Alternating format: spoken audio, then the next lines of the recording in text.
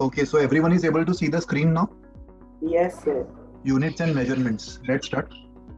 So देखो किसी physics में तुम लोग ने काफी सारे फिजिकल क्वांटिटीज के बारे में पढ़ा होगा. मास, फोर्स, काइनेमेटिक्स में डिस्प्लेसमेंट, वेलोसिटी, एक्सेलरेशन.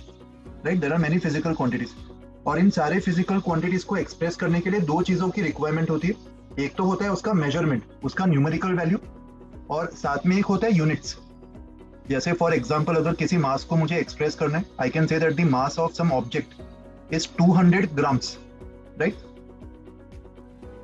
और किसी भी क्वांटिटी को अपन दो कैटेगरीज में डिवाइड कर सकते हैं. वेक्टर्स चैप्टर में तुमने पढ़ा था कि वो वेक्टर्स और स्केलर्स, इन दो कैटेगरीज में उसको डिवाइड कर सकते हैं. यूनिट्स एंड डायमेंशंस में अपन इसको और दो कैटेगरीज में डिवाइड कर रहे हैं, which are fundamental and derived.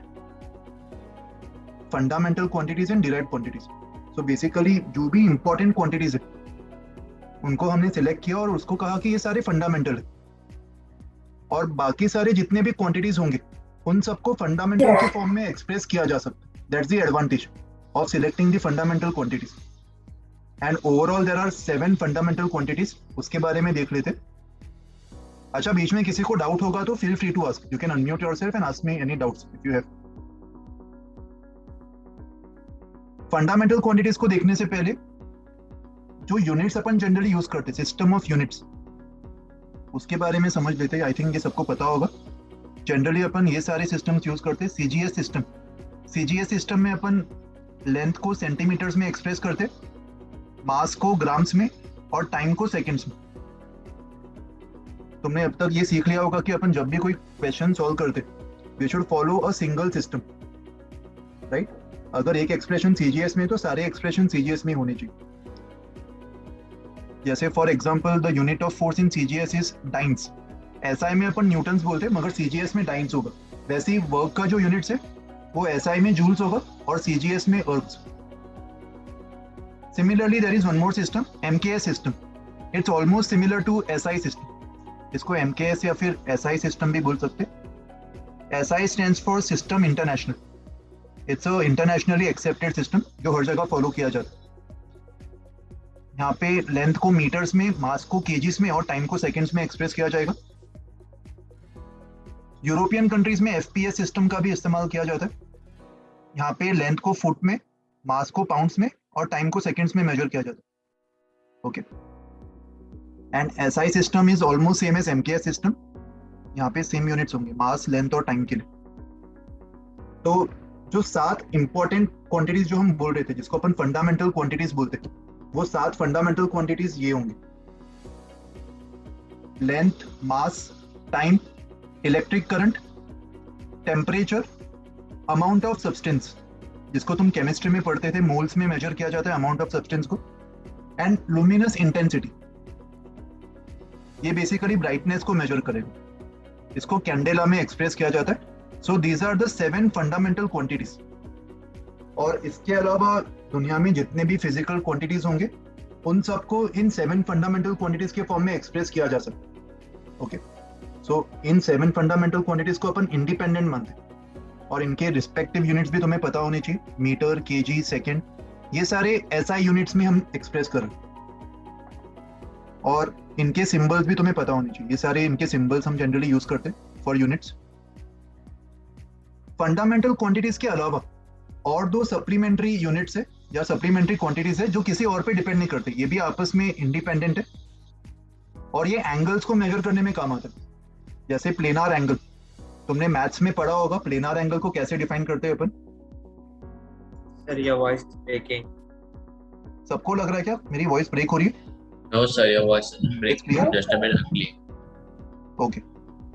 No sir your voice is clear. Okay, great. So देखो, let us define planar angle. Planar angle को कैसे डिफाइन करेंगे? If we take any arc of a circle, ये center पे जो angle subtend करेगा इसको अपन बोलते हैं प्लेनार एंगल. और by definition the planar angle is given by the length of the arc upon the radius of the corresponding circle. इसी तरीके से इसको डिफाइन किया गया. Length of the arc upon radius of the circle. Length को किस में major करेंगे? मीटर्स में. और रेडियस को भी मीटर्स में. तो वैसे तो इसका कोई यूनिट्स नहीं होना चाहिए ना, फंडामेंटल के फॉर्म में इसको अपन एक्सप्रेस नहीं कर पाएंगे, इसलिए अपन इसको इंडिपेंडेंट सप्लीमेंट्री क्वांटिटीज बोल रहे। और इसको एक्सप्रेस करने के लिए अपन ने इसको एक नाम दे दिया, radians. Planar angle is expressed as radians and everyone knows कि इसको अपन डिग्रीज में भी कन्वर्ट कर सकते हैं, राइट? रेडियंस, डिग्रीज, ये सारे इसके अलग अलग टाइप के यूनिट्स होते हैं, बट मोस्टली अपन इसको रेडियंस में एक्सप्रेस करेंगे। ये वाला जो फॉर्मूला अपन यूज करते हैं थीटा इक्वल्स टू L/R, इससे जो एंगल निकल के आएगा वो हमेशा रेडियंस में होगा, okay? And similarly we can also define solid angle. Solid angle से तुम लोग ने अभी तक ज्यादा कुछ डील नहीं किया होगा, इसको तुम बाद में आगे के चैप्टर्स में देखोगे, बट इसका मैं तुम्हें एक बेसिक डेफिनेशन बता देता हूँ। जिस तरीके से यहाँ पे अपन सर्कुलर आर्क ले रहे, सब कुछ इसी प्लेन में हो रहा है, right? In the plane of the screen. Now instead of taking a circular arc, imagine if I take a small piece of a sphere. मान लो एक कंप्लीट स्फीयर है और इस स्फीयर के सरफेस में मैंने एक ऐसे छोटा सा टुकड़ा ले लिया, और ये टुकड़ा सेंटर में कुछ तो एंगल सबटेंड कर रहा होगा। ये 3D में इमेजिन कर रहे हो। This small piece of the sphere taken on the surface of the sphere will subtend some angle at the centre of the sphere, और ये वाला जो एंगल है वो प्लेनर एंगल से अलग होगा। ये एंगल ऐसे 3D में बन रहा होगा, ये देख पा रहे हो? इसको अपन बोलते हैं solid angle, generally represented by the symbol omega. और सॉलिड एंगल को कैसे डिफाइन करेंगे? जिस तरीके से प्लेनर एंगल को अपन ने लेंथ अपॉन आर डिफाइन किया था, सॉलिड एंगल को अपन डिफाइन कर सकते हैं the area of this part, the area of this part of the sphere. इसके एरिया को अगर मैं ए मान लूं, so area A upon the radius of the sphere का square, A upon R square. इस तरीके से अपन सॉलिड एंगल को डिफाइन कर सकते हैं। तो तुम देख सकते हो सॉलिड एंगल का भी फंडामेंटल क्वांटिटीज पे कोई भी डिपेंडेंसी नहीं है। Area also depends on meter square, radius का square also depends on meter square. तो यूनिट्स तो कैंसिल हो जाएंगे, they are unitless, right? Unitless, या फिर to be more specific we will call them dimensionless. Dimensions क्या होते हैं ये हम आगे देखेंगे, बट स्टिल इनको अपन ने नाम दे दिया, स्टेरेडियंस। Solid angle is represented by this unit steradians and planar angle is represented by radians, और ये इनके symbols होंगे, okay? So can you explain planar again? Which one? Planar angle, can you explain again? See, for planar angle I have chosen a small arc of the circle of length L, and I am assuming that this circle is subtending some angle at the center, and if the radius of the circle is r, this planar angle theta is defined by L upon r, the length of the corresponding arc upon the radius of the corresponding circle, okay? Yes sir, thank you sir. और कुछ पूछना है किसी को भी slide से? Sir, these are part of fundamental units, no? See, fundamental are these 7 units. These are 2 extra, you can say. Apart from fundamental, these are 2 extra units. Why we are not calling this fundamental? Because they themselves are unitless, dimensionless. So will I be able to express any other quantity in terms of these angles? No. These angles will not help in expressing any other quantities, right? Because they themselves are dimensionless. So fundamental are only these 7. These are 2 extra quantities which you should know. So that's why we are calling them supplementary quantities. Okay? Okay, sir. Sir, as solid angle is same as plane angle, but just little different, right? See, planar angle is formed in the plane of the screen. Everything is happening in the plane of the screen. But solid angle is a sort of 3D angle. Can you visualize from this diagram? Basically, ऐसे imagine करो कि अगर ये कोन होता, sir plain angle 2D के लिए होता है और सॉलिड एंगल 3D के लिए होता है। यस, सॉलिड एंगल 3D के लिए होता है। तो ये कोन भी यहाँ पे 3D एंगल भी सबटेंड कर रहा होगा ना, एक इमेजिन कर पा रहे हो? तो 3D में अगर तुम मेजर कर रहे हो तो उसको अपन सॉलिड एंगल बोलेंगे, ओमेगा। और अगर तुम प्लेन में मेजर कर रहे हो तो प्लेनर एंगल हो जाएगा। इसके बारे में तुम डिटेल में बाद में पढ़ोगे, इतना इस पे स्ट्रेस मत लो अभी, it's okay. Just remember that ऐसे 2 टाइप के एंगल्स होते हैं जिसके रेडियंस और स्टेरेडियंस, ऐसे 2 यूनिट्स होते हैं, और ये किसी भी फंडामेंटल पे डिपेंड नहीं करते, they are dimensionless. Sir, yes बताओ. सर तो इनको फिर हम डिराइव्ड यूनिट्स भी तो नहीं बोल सकते ना, like they are in the middle we can say. Yes that's why इसको मैंने अलग कैटेगरी में डाल दिया, सप्लीमेंट्री यूनिट्स. डिराइव्ड भी नहीं बोल पाएंगे ना, क्योंकि we can't express them in terms of any fundamental. Okay sir, so they are like in the middle. Yes, there are some two extra quantities, supplementary quantities. Okay. चलो आगे बढ़ते. ये कुछ जनरल नॉलेज सब पता होना चाहिए सबको. SI prefixes basically kilo, mega, tera, ये सब का मतलब पता होना चाहिए. किलो सबको पता है 10 to the power 3 से मल्टीप्लाई किया जाता है. मेगा मतलब 10 to the power 6. Giga generally gigabytes में यूज करते हैं ना, वहाँ पे 10 to the power 9 का फैक्टर आ जाता है. और आजकल टेराबाइट्स भी यूज किया जाता है. टेराबाइट के हार्ड डिस्क आते हैं, वहाँ पे 10 to the power 12 के फैक्टर से मल्टीप्लाई किया जाता है. पीटा, एक्सा, हेक्टो, डेका, डेसी, यहाँ से पावर नेगेटिव में चला जाएगा. तो ये सबको बेसिक आइडिया होना चाहिए इसके बारे में. Okay, there is nothing to explain here. एक बार बस ये रिवाइज कर लेना, आगे कन्वर्जन्स में काम आ सकता है. And these are the corresponding symbols.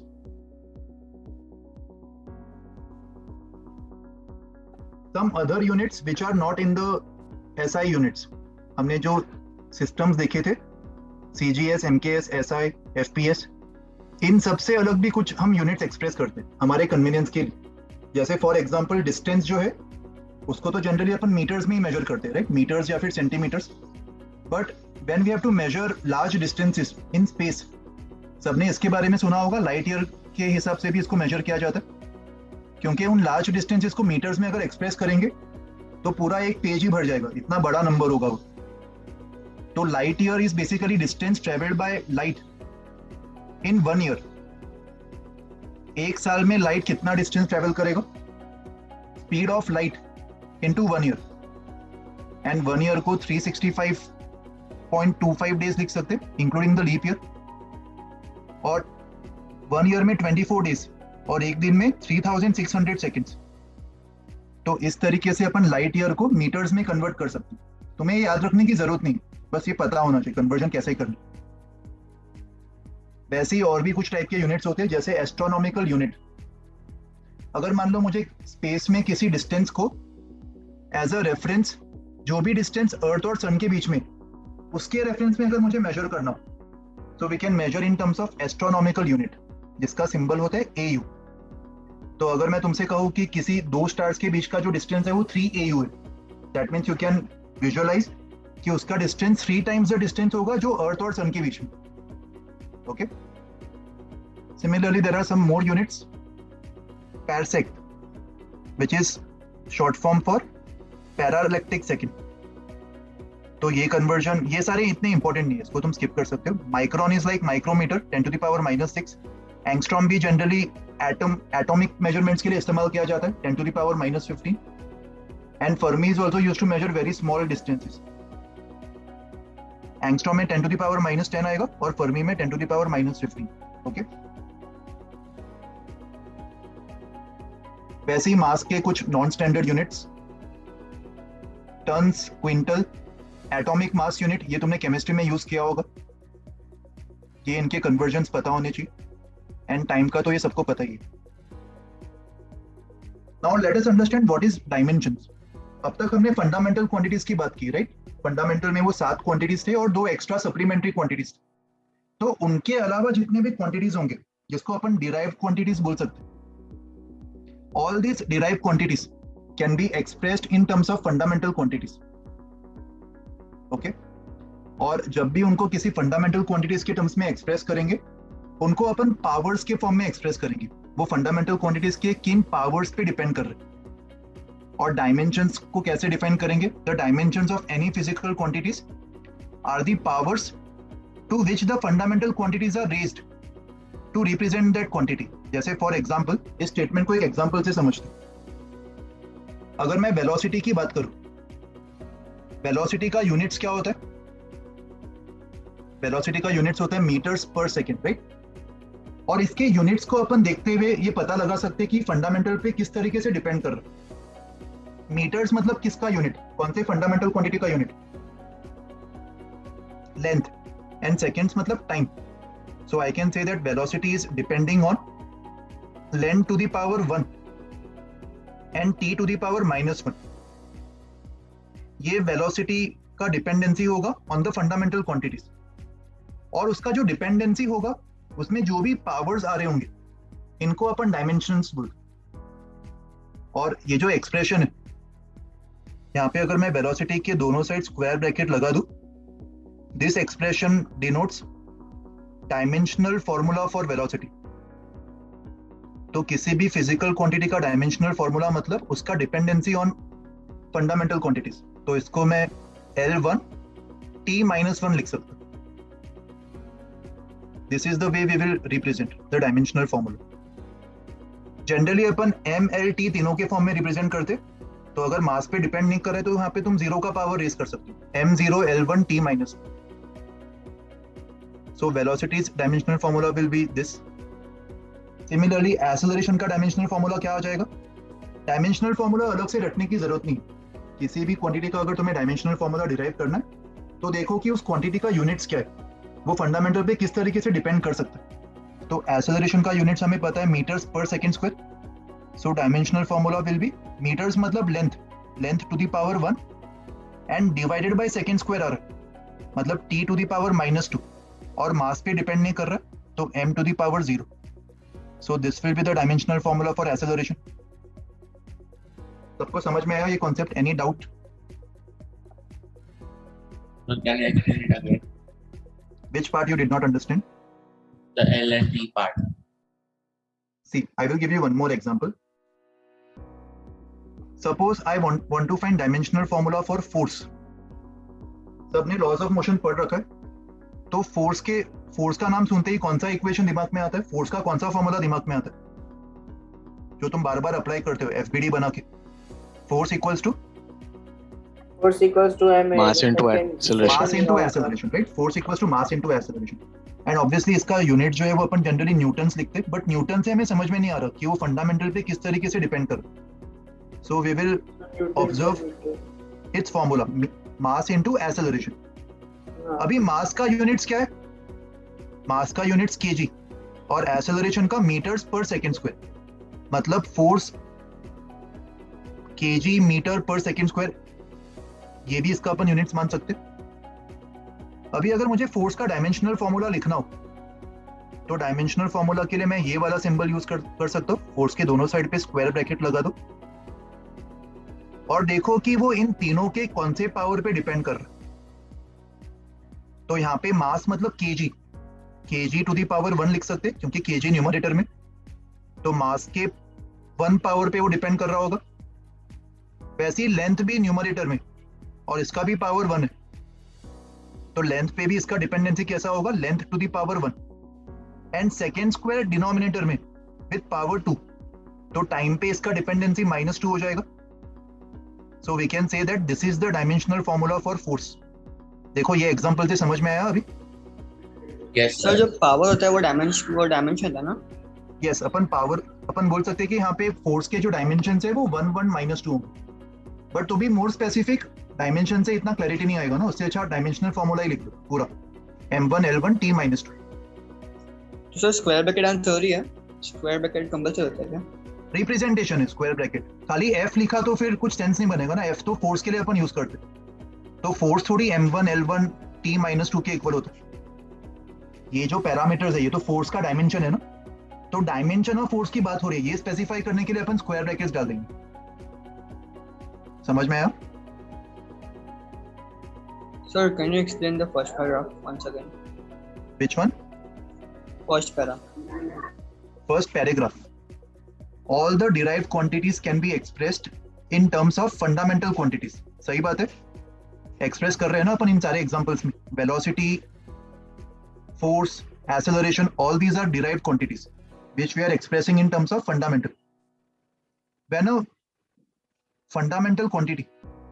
quantity is expressed in terms of fundamental quantities, it is written as a product of different powers of fundamental quantities. तो देखो यहाँ पे वही तो कर रहे हैं अपन।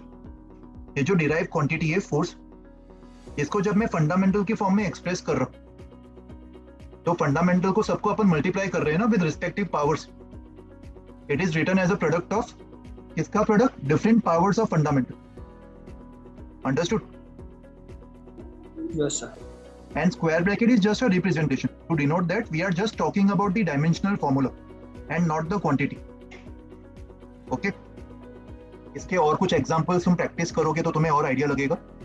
एक्सेलरेशन का अपन देख चुके. डेंसिटी का कैसे करेंगे? डेंसिटी का फॉर्मूला क्या होता है? Mass upon volume. तो डेंसिटी का जो डायमेंशनल फॉर्मूला होगा मास के फर्स्ट पावर पे डिपेंड कर रहा है और वॉल्यूम किस पे डिपेंड करता है? डेंसिटी अपॉन वॉल्यूम मतलब केजी पर मीटर क्यूब. तो नीचे लेंथ का क्यूब आ रहा है तो L to the power -3 and time पे डिपेंड नहीं कर रहा तो T टू द पावर 0. ये अपन डेंसिटी का डायमेंशनल फॉर्मूला लिख सकते. सबको पैटर्न समझ में आ रहा है इधर कैसे डिराइव करना है? सिमिलरली अगर मान लो मैं तुमसे वर्क का पूछता, वर्क या फिर एनर्जी, इन दोनों का ही यूनिट्स जूल्स होता है ना, सेम होगा. दोनों का डायमेंशनल फॉर्मूला सेम होगा क्योंकि यूनिट सेम. तो इसका डायमेंशनल फॉर्मूला डिराइव करके दिखा सकते हैं मुझे? वर्क से कौन सा फॉर्मूला दिमाग में आता है? वेक्टर्स में पढ़ा होगा ना वर्क के बारे में. किसका डॉट प्रोडक्ट होता है work? mL2T minus 2. Correct, mL2T minus 2. कैसे निकाला? वर्क को मैं फोर्स इनटू डिस्प्लेसमेंट बोल सकता, फोर्स डॉट डिस्प्लेसमेंट. तो वर्क का जो डायमेंशन होगा that will be equals to force का डायमेंशन इनटू डिस्प्लेसमेंट का डायमेंशन. फोर्स का डायमेंशन कैसे निकालेंगे? उसके लिए फोर्स का फॉर्मूला यूज करो. वैसे तो हमने निकाला था पिछले स्लाइड पे, बट इनकेस अगर याद नहीं हो तो इमेजिन करो कि फोर्स मास इनटू एक्सेलरेशन होता है. मतलब kg metre per second square. Mass is kg and acceleration is metres पर सेकेंड स्क्वायर. तो फोर्स का डायमेंशन m1 L1T -2 होगा एंड डिस्प्लेसमेंट मीटर्स में मेजर किया जाता है s. तो उसके लिए एक और L मल्टीप्लाई हो जाएगा. तो सॉल्व करने पर ये फोर्स ये वर्क का डायमेंशन आ जाएगा. सबको ये तरीका समझ में आ रहा है कैसे डायमेंशनल फॉर्मूला डिराइव करना है यूजिंग द फॉर्मूला?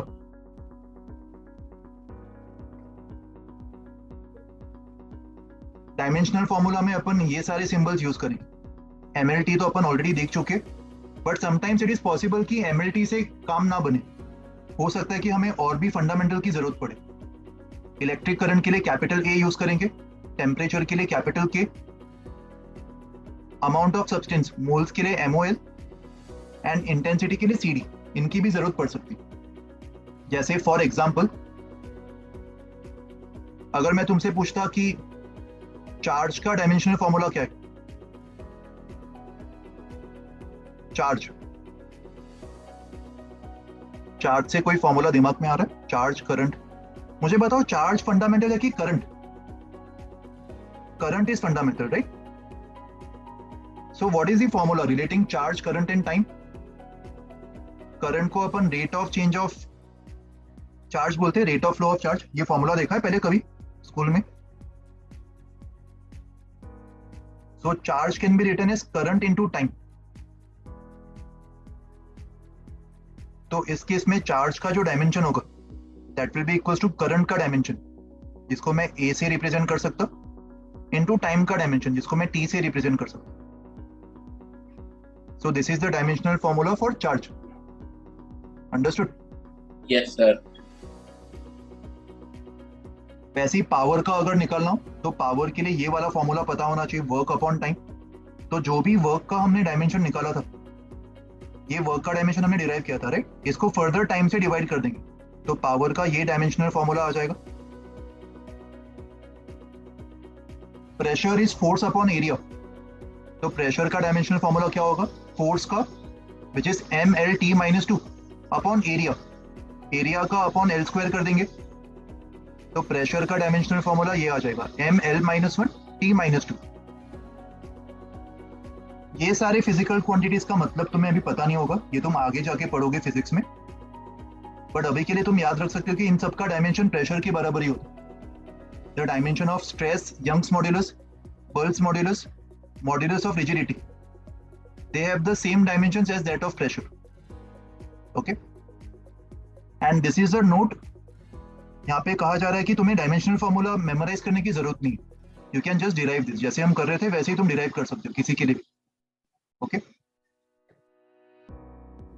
ये कुछ और क्वांटिटीज है, प्रैक्टिस के लिए तुम इन सब का भी डेरिवेशन खुद से ट्राई कर सकते हो। बट अभी इन केस अगर तुम्हें किसी क्वांटिटी का फॉर्मूला नहीं पता, तुमने पढ़ा नहीं है उस क्वांटिटी के बारे में, तो वैसे एग्जांपल्स अभी एग्जाम में नहीं आएंगे, डोंट वरी। एग्जाम्पल में खाली वही क्वांटिटीज आएंगे जो तुम ऑलरेडी पढ़ चुके हो, ठीक है।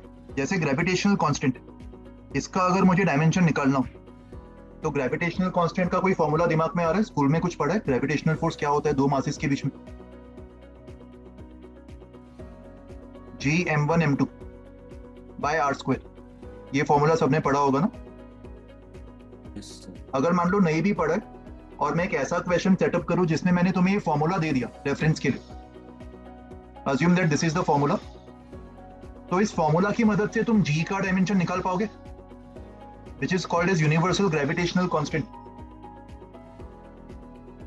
इसका डायमेंशनल फॉर्मूला निकालने के लिए जी को बाकी पैरामीटर्स के फॉर्म में एक्सप्रेस कर दो,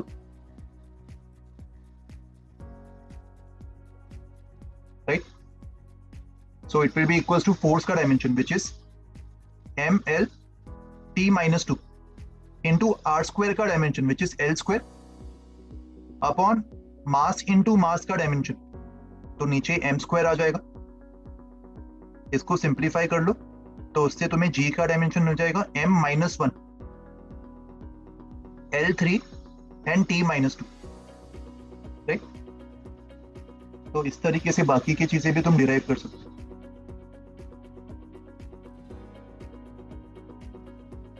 These are some more quantities। Sir solid plane और एंगल प्लेन का भी होता है ये? उनके डायमेंशन कुछ भी नहीं होते ना, डायमेंशन लेस होते हैं, वो हमने देखा था ना। प्लेनार एंगल क्या होगा? Length of the arc upon radius, तो मीटर्स अपॉन मीटर्स कैंसिल हो जाएगा ना।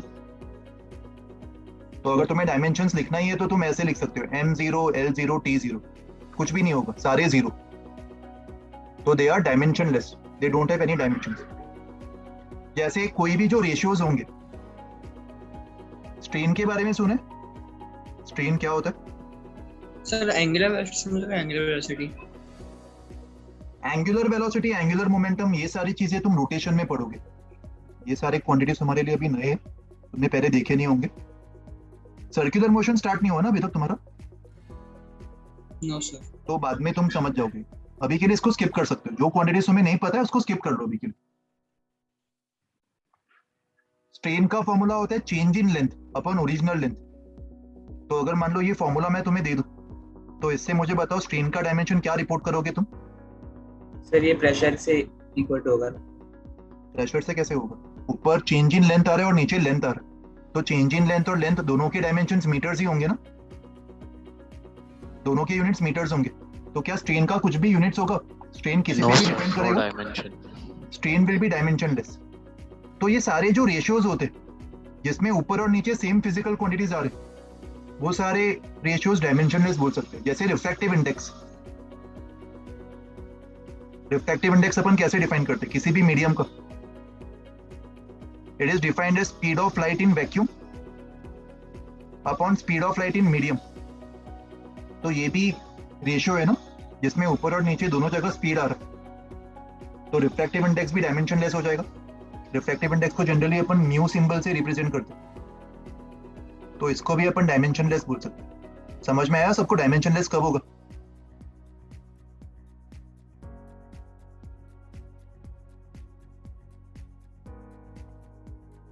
सर एक बार वापस बताओ ना। जो भी रेशियोज होंगे ऊपर नीचे, जो भी रेशियोज होंगे जिसमें सेम टर्म्स आ रहे, सेम क्वांटिटीज आ रहे, तो उनके यूनिट्स कैंसिल हो जाएंगे ना। यस और अगर यूनिट्स ही कैंसिल हो गए मतलब वो फंडामेंटल की किसी भी क्वांटिटी पे डिपेंड नहीं कर रहा होगा, यस तो ऐसे केस में अपन उनको डायमेंशनलेस मान सकते हैं। ओके, इसके और कुछ रूल्स मैं तुम्हें बता देता आगे बढ़ने से पहले।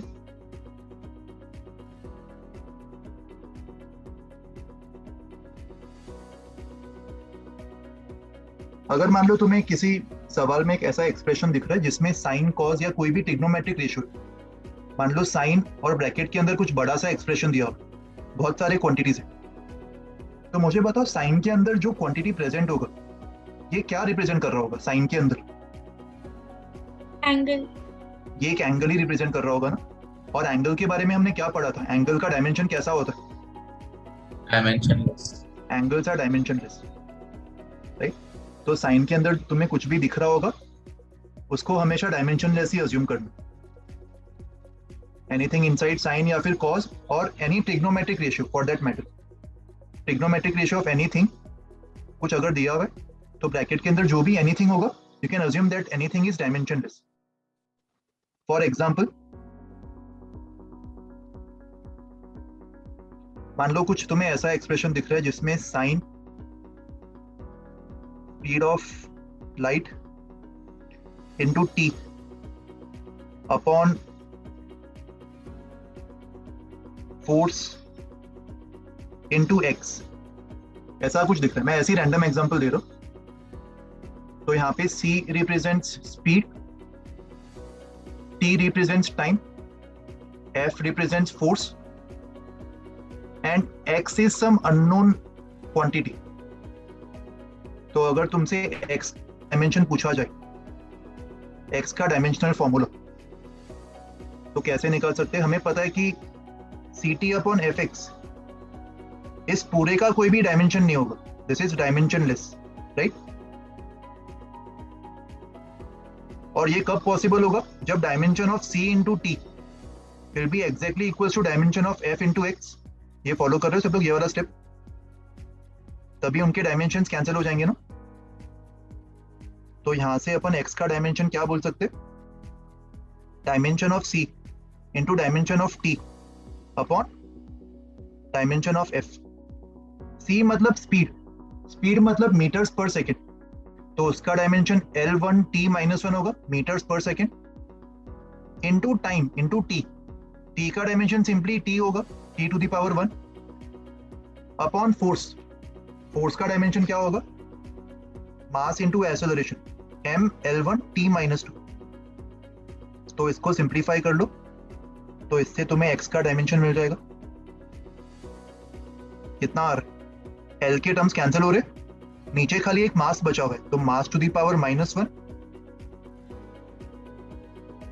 L टू दी पावर 0 और टाइम में क्या बचेगा? ऊपर के t-1 t+1 कैंसिल हो जाएंगे और नीचे का t-2 ऊपर जाके t+2 हो जाएगा।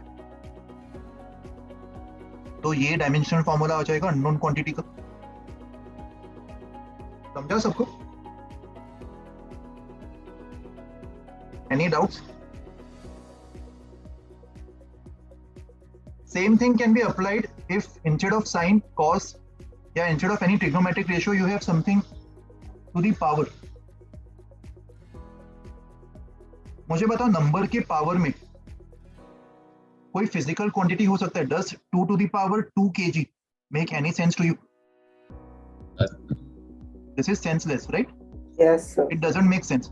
तो इसका मतलब 2 के पावर में या किसी भी नंबर के पावर में भी जो कुछ भी होगा ये भी डायमेंशनलेस होना चाहिए। इसको तुम एज अ रूल नंबर 2 समझ सकते हो। 5 टू द पावर, अगर मान लो कुछ क्वांटिटी दे दिया बड़ा सा, जैसे ऊपर दिया था, सेम दे देता हूं ct अपॉन fx, तो इस फॉर्म में भी क्वेश्चन पूछ सकते x का डायमेंशन क्या होगा? तो एग्जैक्टली सेम तरीका फॉलो करो, ct अपॉन fx को डायमेंशनलेस मान लो और x का यही आंसर आ जाएगा। Same goes for something which is inside log. Log के बारे में पढ़ा है सबने? Yes. Yes, sir. Yes, तो लॉग के अंदर भी कुछ भी होगा उसको भी अपन डायमेंशनलेस मान सकते। Okay, any doubts on this slide? आगे बढ़े। इस पे बेस्ड एग्जांपल्स मैं तुम लोग को बाद में दे दूंगा लेक्चर नोट्स के साथ, वो तुम बाद में प्रैक्टिस कर लेना। ओके सर यस, सर बताओ हर्षित। ct अपॉन fx किया है तो सब जीरो हो जाएगा ना, मतलब फिर तो अगर डायमेंशन लेस है वो। हाँ, तो मैंने वही कहा ना, नंबर के पावर में जो भी होगा, 2 के पावर में या फिर 5 के पावर में जो कुछ भी दिख रहा है ये डायमेंशनलेस होना चाहिए ना। Yes sir. तो अगर मुझे x का डायमेंशन निकालना है तो ct अपॉन fx का डायमेंशन मैं 0 कर दूंगा जैसे ऊपर किया था। तो सेम स्टेप्स फॉलो करके x का डायमेंशन आ जाएगा। यस तो फिर किसी के पावर में या फिर लॉग के अंदर या फिर साइन कॉस किसी भी ट्रिग्नोमेट्रिक रेशियो के अंदर जो कुछ भी आ रहा होगा उसको अपन डायमेंशनलेस मानेंगे. This is a summary of this entire concept. Okay, yes अभी देखो डायमेंशंस के यूजेस क्या क्या होंगे. डायमेंशनल फॉर्मूला हमने निकालना सीख लिया. अभी डायमेंशनल फॉर्मूला से अपन क्या क्या चीजें कर सकते हैं. We can convert units from one system to another system. एक second.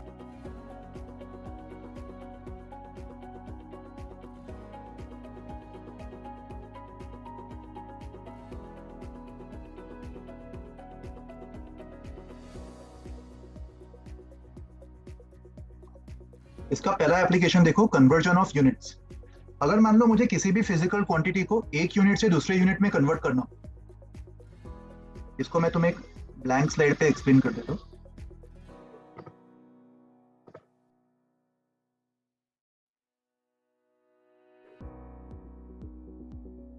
Conversion of units using dimensional formula. First application, मान लो अगर मुझे 2 kg किसी सिस्टम का किसी ऑब्जेक्ट का मास 2 kg, इसको अगर मुझे ग्राम्स में कन्वर्ट करना हो तो क्या बोलेंगे इसको? 2000 ग्राम्स. तो जब मैंने 2 kg को 2000 ग्राम्स में कन्वर्ट किया तो कन्वर्ट करते हुए इसका जो 2 न्यूमेरिकल वैल्यू था वो 2 से 2000 चेंज हो गया और इसका जो यूनिट्स kg था वो kg से ग्राम्स चेंज हो गया. यस और नो? ये दोनों ही चीजें चेंज हो रही. मगर मुझे बताओ क्या इनका प्रोडक्ट चेंज होगा? इनका प्रोडक्ट सेम रहेगा. 2 kg same as 2000 grams. Yes और no? That means whenever I am converting anything from system 1 to system 2,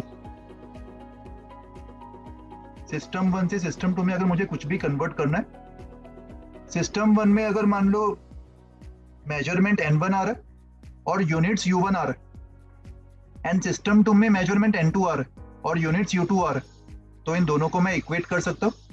ये लॉजिक समझ में आया सबको इस एग्जांपल से? और एक और चीज मुझे बताओ, यहाँ पे मास का जो डायमेंशनल फॉर्मूला है, मास का डायमेंशनल फॉर्मूला क्या वो दोनों सिस्टम में अलग अलग होगा या सेम ही होगा? सेम. डायमेंशनल फॉर्मूला तो दोनों ही सिस्टम तो में. ये N1 वॉइस इज ब्रेकिंग. तुम्हारे यहाँ पे नेटवर्क का इशू है या फिर मेरे यहाँ पे? बाकी लोगों को आ रही है क्या मेरी आवाज प्रॉपर्ली क्लियरली? क्लियर है. तो शायद तुम्हारे यहाँ पे होगा यार नेटवर्क का इशू. मेरे यहाँ पे तो प्रॉपर इंटरनेट आ रहा है. तो एक बार चेक कर लो अपना कनेक्शन. सर अगर m kg में रहेगा तो ही उसको मेजर करते हैं ना, और लेंथ मीटर में और टाइम सेकंड में. वो तो खाली ऐसा ही यूनिट्स में ना, और सर दुनिया अगर में एक ही यूनिट्स थोड़ी है, मल्टीपल यूनिट्स है ना. अगर लेंथ दिया है किलोमीटर्स में तो उसको कैसे लिखेंगे? मीटर में कन्वर्ट करके ना, mlt में. एक सिस्टम स्पेसिफिक होता है. एसआई सिस्टम में अपन हमेशा मीटर्स में करते हैं. यस और नो? लेकिन अगर मैं सीजीएस सिस्टम लेता तो लेंथ को किस में कन्वर्ट करके लिखता? सीजीएस सिस्टम में सेंटीमीटर्स में कन्वर्ट करता. यस और नो? अगर मैं एफपीएस सिस्टम लेता तो उसमें तो लेंथ को किस में कन्वर्ट करता? फीट में कन्वर्ट करता. मास को पाउंड्स में कन्वर्ट करता.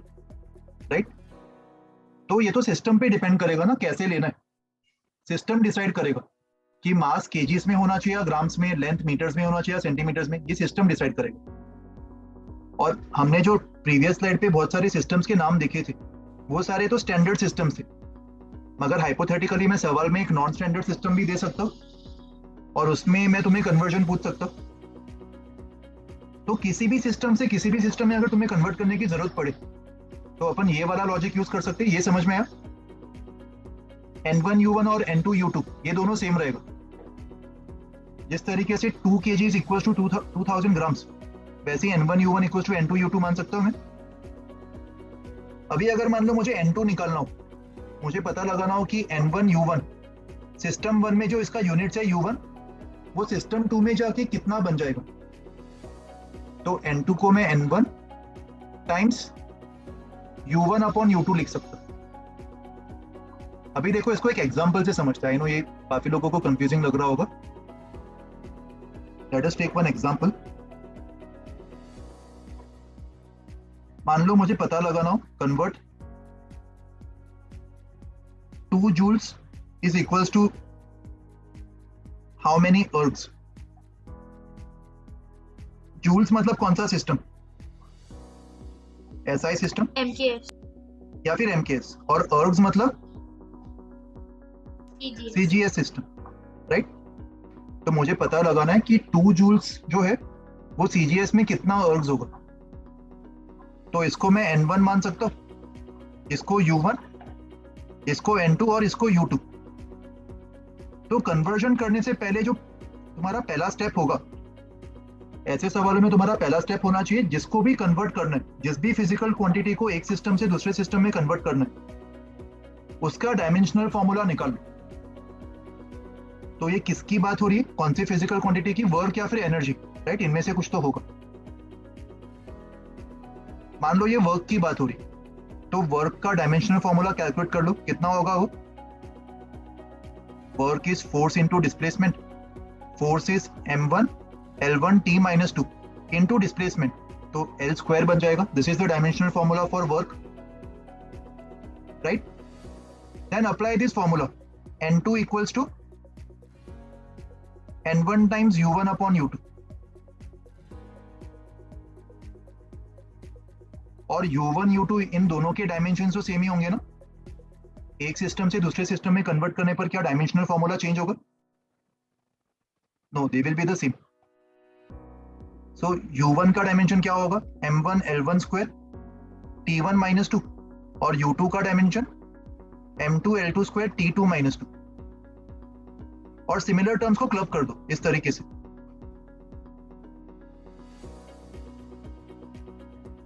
तो यहां से N2 कितना आ जाएगा? What is N1? N1 is 2। और अभी M1 M2 L1 L2 और T1 T2 इन सबको करस्पॉन्डिंग सिस्टम के अकॉर्डिंग लिख दो। M1 मतलब mass in which system? Mass in system 1, and system 1 तो ऐसा है। तो ऐसा में मास को कैसे मेजर किया जाता है? केजीज में। तो M1 के बजाय मैं केजीज लिख दूंगा। वैसे ही M2 इज इन सीजीएस, तो यहाँ पे ग्राम्स लिख दूंगा। Similarly length in SI L1 will be metres, और साथ में स्क्वायर भी आ रहा है, और नीचे सेंटीमीटर्स, तो इस पूरे का स्क्वायर हो जाएगा। And finally time. टाइम क्या होगा? टाइम तो दोनों ही सिस्टम में सेम है, सेकेंड्स। तो seconds upon seconds to the power -2। तो इसको सॉल्व किया जा सकता है। केजीज अपॉन ग्राम्स कितना होगा? केजीज 1000 ग्राम्स, तो ग्राम्स और ग्राम्स कैंसिल, और ये सिर्फ 1000 बच जाएगा। वैसे ही मीटर्स अपॉन सेंटीमीटर्स कितना होगा बताओ? 100 एंड टू द पावर 2, तो 100 का square will be 10 to the power 10,000। Correct. And seconds cancel होकर खाली 1 बच जाएगा। तो ये आंसर कितना आ जाएगा? 2 into 10 to the power 7। Correct. So 2 joules is 2 into 10 to the power 7 ergs. ये हमने कन्वर्जन फैक्टर निकाल लिया। समझ में आया सबको ये अप्रोच कैसे कन्वर्ट करना है? I will again summarise the entire thing. सबसे पहले डायमेंशनल फॉर्मूला निकाल लो जिसको भी कन्वर्ट करना है, एंड डायमेंशनल फॉर्मूला अप्लाई करने के बाद N1 U1 equals to N2 U2 ये अप्लाई कर दो। तो इससे तुम्हें एक N1 दिया रहेगा और दूसरे सिस्टम में N2 निकालना होगा। तो मैनिपुलेट करके इस तरीके से तुम N2 निकाल सकते हो। ओके, एक एग्जांपल मैं तुम्हें सॉल्व करने के लिए देता हूँ, ये तुम लोग ट्राई करो and give me the answer. You can use your rough sheets और rough notebook.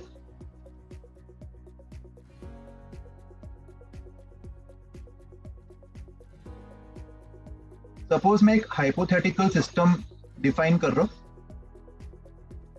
Hypothetical system in which time is measured in hours. Mass is measured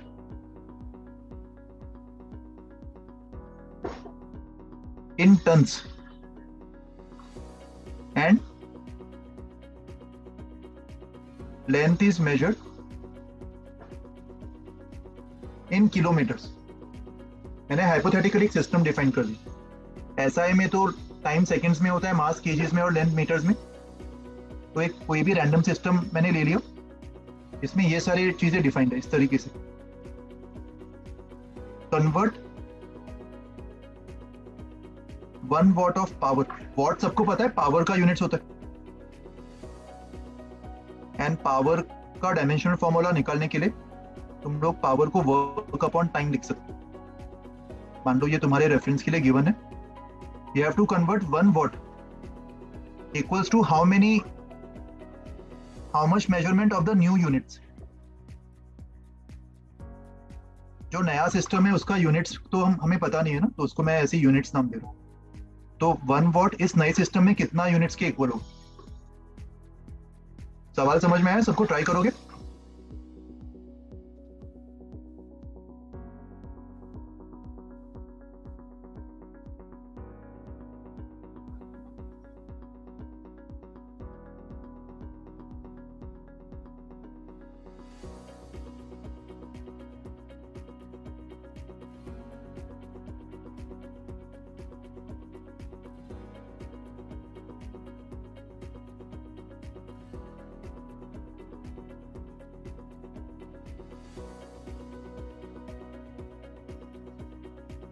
calculation पूरा करने की जरूरत नहीं है, मुझे बड़ा सा एक्सप्रेशन दोगे तो भी चलेगा विदाउट कैलकुलेटिंग। सर पावर का यूनिट डायमेंशन mL2T-3 है ना? देख लेते। स्टेप 1 सबने पावर का डायमेंशन निकाला होगा। पावर मतलब वर्क अपॉन टाइम, वर्क को force into displacement upon time लिख सकते। फोर्स मतलब मास इनटू एक्सेलरेशन, तो mL1T-2 इनटू डिस्प्लेसमेंट मतलब इनटू L अपॉन टाइम। इस तरीके से तुम्हारा थॉट प्रोसेस होना चाहिए, रटने की कुछ भी जरूरत नहीं है। तो ये m1L2T-3 ये आ रहा है पावर का डायमेंशन।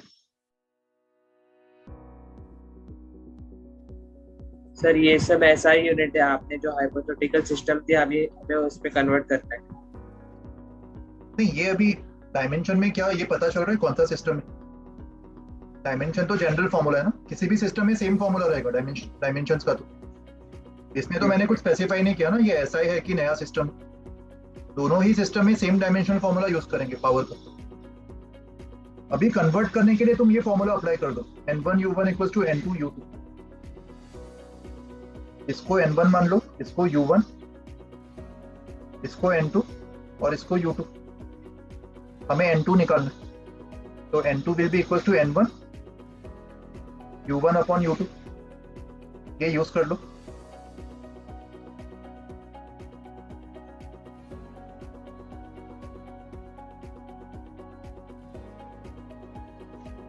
अभी यहाँ पे अपन करस्पॉन्डिंग सिस्टम के मास लेंथ टाइम सब्स्टिट्यूट कर देंगे, सिस्टम 1 का भी और सिस्टम 2 का भी। सिस्टम 1 कौन सा सिस्टम था? SI की नया वाला सिस्टम 1 किसको माना? SI। तो सिस्टम 1 में m1 L1 T1 के करस्पॉन्डिंग SI वाले वैल्यूज डाल दो, एंड सिस्टम 2 नया वाला तो उसके करस्पॉन्डिंग m2 L2 T2 डाल दो। n1 तो 1 के इक्वल है, तो उससे तुम्हें आंसर मिल जाएगा। साथ में सॉल्व कर लेते। इट्स ओके, साथ में सॉल्व कर लेते। बताओ m1 कितना होगा? m1 की वैल्यू क्या होगी? kgs और m2 इज टन्स। वैसे ही L1 मीटर्स होगा और L2 नए सिस्टम में कैसे मेजर करें लेंथ को? किलोमीटर्स में। T1 is seconds and T2 in the new system is hour. तो इसको सिंप्लीफाई कर लो। kg अपॉन टन्स कितना होगा? 1 ton is how many kgs? 10,000। 1 ton 10,000 होता है कि 1000 होता है? एक बार वापस कंफर्म कर लो, अभी देखा था ना अपन ने। सर 1000। 1 मेट्रिक टन या फिर 1 टन इज 1000 kg, ये याद रखना।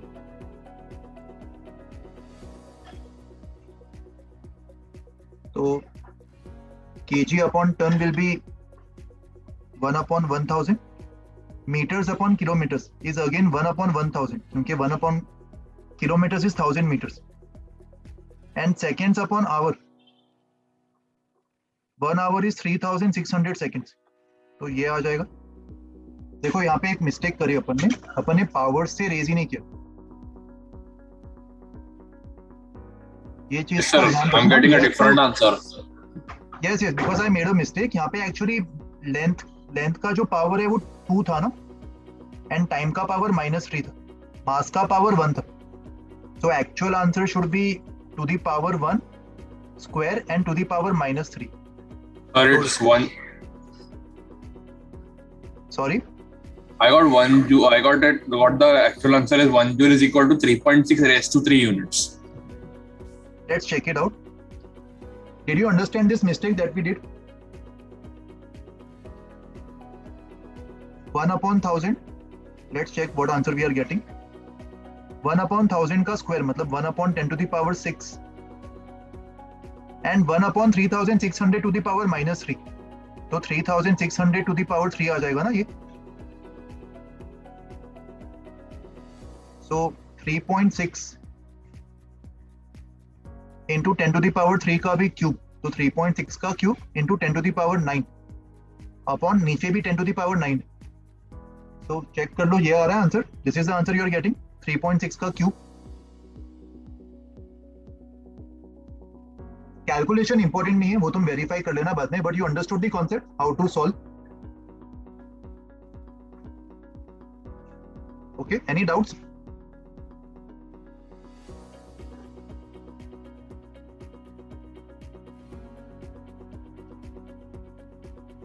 ओके, चलो नेक्स्ट एप्लीकेशन देखते हैं. The next application is to check the dimensional correctness of any equation.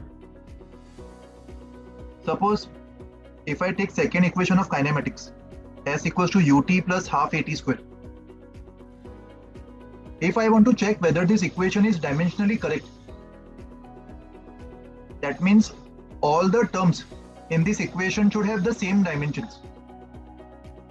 मुझे बताओ, क्या किसी भी इक्वेशन में 2 kg plus 3 seconds, क्या इसका कुछ भी सेंस है? Can you add 2 kg in 3 seconds? Again this is senseless, right? तो अगर किसी भी इक्वेशन में बहुत सारे टर्म्स ऐड या सब्ट्रैक्ट हो रहे, तो इन सारे टर्म्स का डायमेंशन सेम होना चाहिए. तो अगर डायमेंशन सेम आ गए, if dimensions of all the terms in any equation is same, then we can imply that the equation is at least dimensionally correct. अगर इक्वेशन डायमेंशनली इनकरेक्ट है तो वो इक्वेशन सही होना पॉसिबल ही नहीं. उसके डायमेंशनल करेक्टनेस होना बहुत ही इंपॉर्टेंट. तो यहाँ पे s का डायमेंशन क्या होगा? s का डायमेंशन L1 होगा. स्पीड इनटू टाइम, इसका भी डायमेंशन L के इक्वल आ जाएगा. स्पीड मतलब मीटर्स पर सेकेंड एंड टाइम मतलब सेकेंड्स, एंड वैसे ही हाफ at स्क्वायर, a मतलब मीटर्स पर सेकेंड स्क्वायर इनटू सेकेंड का स्क्वायर, तो इसका भी डायमेंशन L के इक्वल आ जाएगा. Okay, so using this dimensional analysis we can check whether the equation is dimensionally correct or not. Just check the dimensions of all the terms, they should be same. Okay, any doubts? Sir, if they aren't same then it's wrong, right? If they are not same, then you will say that the equation is dimensionally incorrect. That equation will not be possible. Okay, Yes. next application is to establish relation among different physical quantities. Suppose एक situation है मेरे पास जिसमें एक pendulum given है. Pendulum is basically a small mass attached with a string. मान लेते string का length L है, बॉब का मास m दिया हुआ है and acceleration due to gravity is g. इस पेंडुलम को अगर मैं थोड़ा सा स्लाइटली डिस्प्लेस कर दूं और डिस्प्लेस करके छोड़ दूं, तो इसके ऑसिलेशंस शुरू हो जाएंगे. ये यहाँ से लेफ्ट वाले एक्सट्रीम पे जाएगा और यहाँ से वापस रिटर्न अपने ओरिजिनल पोजीशन पे आ जाएगा. और इसके बियॉन्ड सेम चीज रिपीट हो रही होगी, सेम साइकिल वापस रिपीट हो रहा होगा. तो येलो पाथ के अलोंग जब वो गया और ग्रीन पाथ के अलोंग जब वो वापस आया, this will complete one cycle and time taken to complete one cycle is called as the time period. Time period किसी भी चीज का क्या होगा? Time taken to complete one cycle. अभी अगर मान लो मुझे किसी भी चीज का फॉर्मूला डिराइव करना है using dimensional analysis, let's say मुझे इस पेंडुलम का टाइम पीरियड डिराइव करना है एंड रफली इंट्यूशन से मैंने ये सोचा कि इसका टाइम पीरियड किन किन पैरामीटर्स पे डिपेंड कर सकता है.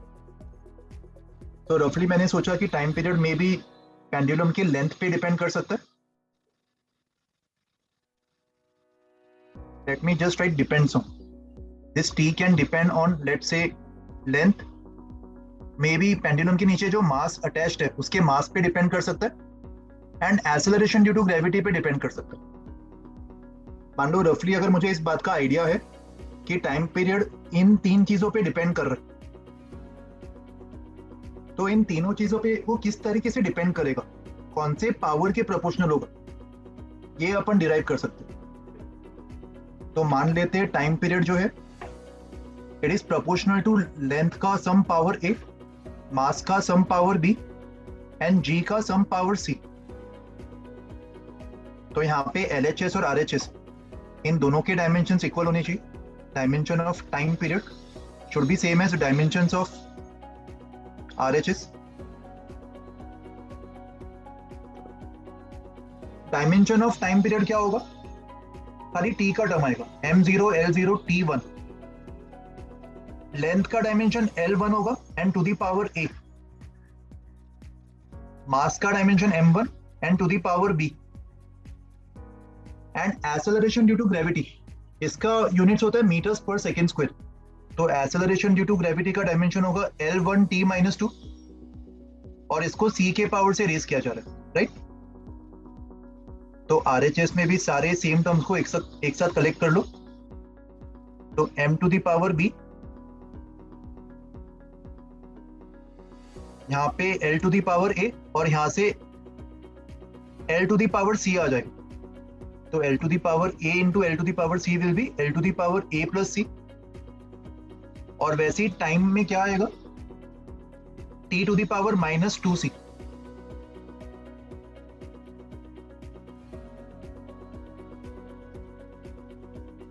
और अगर RHS और LHS इस इक्वेशन में इन दोनों के अगर डायमेंशन सेम है तो अपन करस्पॉन्डिंग पावर्स को इक्वेट कर सकते हैं. b will be equals to 0, a plus c will be equals to 0 and -2c will be equals to 1. तो a, b, c ये जो तीन अननोन्स थे ये अपन निकाल सकते हैं with the help of these three equations. First equation है b equals to 0, second equation a plus c equals to 0 and third equation -2c equals to 1. तो इससे c -½ के इक्वल आ गया. c की वैल्यू सेकेंड इक्वेशन में डाल दो तो इससे a +½ आ जाएगा और b 0 के equal. That means time period किस पे डिपेंड करेगा? l to the power a मतलब l to the power ½ m to the power b 0 आया मतलब मास पे तो वो डिपेंड ही नहीं कर रहा and g to the power c मतलब g to the power -½ so we can say that time period is proportional to √L/g, right? और जो भी कांस्टेंट ऑफ प्रोपोर्शनैलिटी होगा वो अपन एक्सपेरिमेंटली कैलकुलेट कर सकते हैं and in this case the constant of proportionality comes out to be 2π. तो pendulum का जो टाइम पीरियड होता है उसका ये फॉर्मूला अपन डिराइव कर सकते हैं. एटलीस्ट ये वाले स्टेप तक तो कर ही सकते हैं ना यूजिंग डायमेंशनल एनालिसिस. सर वो √L/g कैसे हो गया? l टू द पावर ½ मतलब √L and g to the power -½ मतलब 1/√g. इन दोनों को क्लब करने पर यही आएगा ना? ठीक है. सो 2π क्यों लिखा आपने? 2π एक कांस्टेंट ऑफ प्रोपोर्शनैलिटी, वो ऐसी मैं तुम्हें जनरल नॉलेज दे रहा हूँ, जनरल इंफॉर्मेशन. इससे नहीं निकाला, ये डेरिवेशन का पार्ट नहीं है, ये एक्स्ट्रा इंफॉर्मेशन दे रहा हूँ. This can be calculated using experiments. हमारा फाइनल आंसर ये होगा. एटलीस्ट अपन यहां तक तो निकाल सकते हैं ना कि टाइम पीरियड √L/g के प्रोपोर्शनल होगा. प्रोपोर्शनैलिटी कांस्टेंट क्या होगा वो निकालने के लिए अपन एक्सपेरिमेंटल डेटा यूज कर सकते हैं. तो एक्सपेरिमेंटली ये 2 पाई के इक्वल आ जाता है। ये मैं तुम्हें ऐसी जनरल नॉलेज वाला इंफॉर्मेशन दे रहा हूँ जो तुम्हें आगे काम आएगा, ठीक है? सर वो जो पेंडुलम का फिगर था वो एक बार समझाएंगे आप? हाँ देख, मैं बता देता हूँ। पेंडुलम का टाइम पीरियड क्या होता है, ये चीज मैं एक्सप्लेन कर रहा था। पुराने जमाने में जो घड़ी होती थी उसमें तुमने देखा होगा ना, ऐसे पेंडुलम होते थे जो टिक टॉक ऐसे आवाज करते थे, राइट? घूमता रहता था वो। घूमता रहता है, यस। तो यहाँ से यहाँ गया, येलो पाथ के अलोंग गया तो उसका आधा साइकिल कंप्लीट हुआ ना, एक हाफ रेवोल्यूशन खत्म हो गया, हाफ रिवॉल्यूशन हुआ। और ग्रीन के अलोंग जब वो वापस आया तो कंप्लीट रिवॉल्यूशन हो गया होगा। तो इस कंप्लीट वन रिवॉल्यूशन या फिर वन साइकिल के लिए जो भी उसको टाइम लगा होगा उसको अपन क्या बोलते हैं? Time period. इस सिंपल पेंडुलम का टाइम पीरियड। तो मुझे बताओ, घड़ी में जो क्लॉक्स होते थे उसका टाइम पीरियड क्या होना चाहिए था? जब ये वाला पेंडुलम यहां से यहां जाता था तो घड़ी में जो सेकेंड हैंड है वो 1 सेकेंड से आगे मूव करता था, और जब वो रिटर्न आता था तो 1 और सेकेंड से आगे मूव कर जाता था। टिक टॉक ऐसे आवाज बोलते हैं ना, ऐसे आवाज आता है उसमें से, तो ओवरऑल 2 सेकेंड लग जाते थे। समझ में आया टाइम पीरियड का मतलब? और इसी टाइम पीरियड का अपन फॉर्मूला डिराइव करने की कोशिश करो। ये टाइम पीरियड को कौन कौन से पैरामीटर्स इफेक्ट कर सकते? ये सारे अजम्पशन है। मैंने अज्यूम कर लिया कि टाइम पीरियड जो है वो लेंथ पे, मास पे और जी पे, इन 3 चीजों पे डिपेंड कर सकते हैं। और उनका डिपेंडेंसी कैसा होगा आफ्टर दिस अजम्पशन, वो अपन डायमेंशनल एनालिसिस से डिराइव कर सकते हैं। इसके आगे की स्टेप समझ में आए? यस सर, तो खाली अजम्पशन था ना कि यस, वो अजम्पशन था। 100% वो सच होगा ये कंपलसरी नहीं। सो ऑब्वियसली ये फुल प्रूफ तरीका नहीं। This is just one of the simpler techniques to derive anything based on some assumptions. Okay, yes. और कुछ डाउट है किसी को भी ये कॉन्सेप्ट में?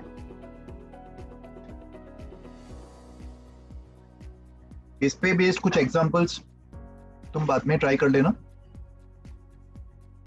डायमेंशनल एनालिसिस के लिमिटेशंस क्या क्या होंगे वो देखो। By dimensional analysis we can not determine the value of dimensionless constant. जैसे पिछले एग्जांपल में 2 पाई तो हमने एक्सपेरिमेंटली कैलकुलेट किया ना, अपन इस अप्रोच से 2 पाई क्या होगा ये अपन नहीं निकाल पाते। तो ये इसका ड्रॉबैक है, we can not calculate the value of dimensionless constant. They have to be determined by experiment or by some other methods.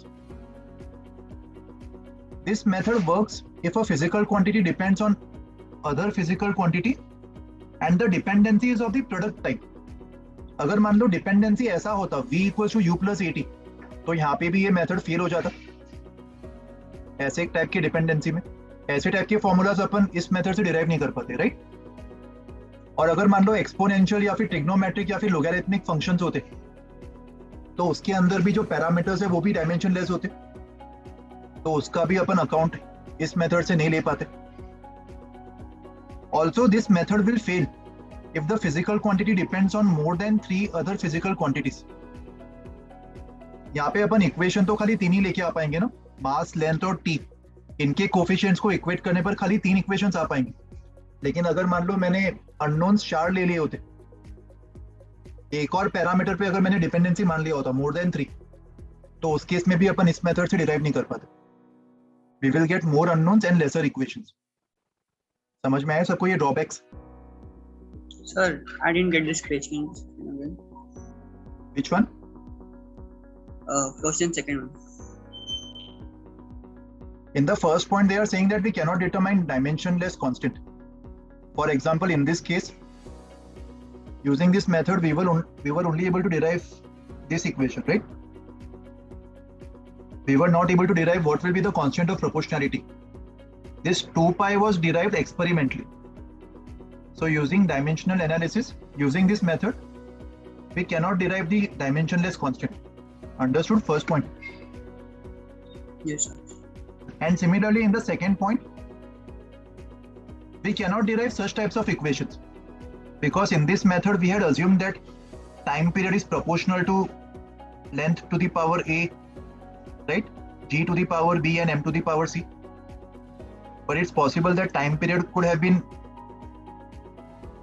in such types of equations in this pattern. So such types of equations, such types of formulas cannot be derived using dimensional analysis. This is the meaning of point number 2. Yes. Understood?